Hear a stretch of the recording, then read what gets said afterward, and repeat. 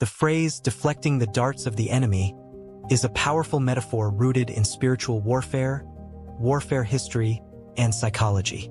It refers to the act of protecting your mind, heart, and spirit from negative or destructive influences. Here is a breakdown of what this concept means and how to apply it practically. 1. The biblical origin.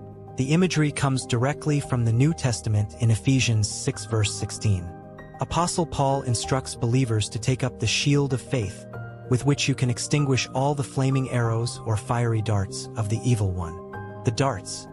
In ancient times, arrows were dipped in pitch and set on fire.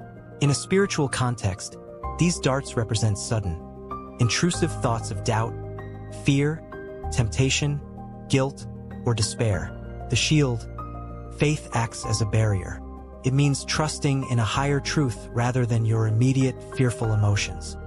2. Modern psychological parallel. In psychology, deflecting darts is similar to managing cognitive distortions or negative self-talk. The darts, these are external criticisms, toxic environments, or internal anxieties that strike out of nowhere.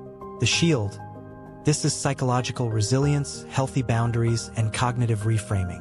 You recognize that a negative thought or comment is flying toward you, but you choose not to let it penetrate your self-worth. 3. How to deflect the darts. Identify the source. Recognize that negative thoughts, e.g., "I'm not good enough" or "everything is going to fail," are often external impulses or old patterns, not absolute facts. Raise your shield.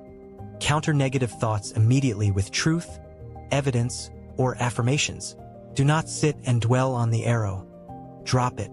Guard your environment. Limit your exposure to people, media, or environments that constantly shoot darts of negativity, gossip, or stress at you.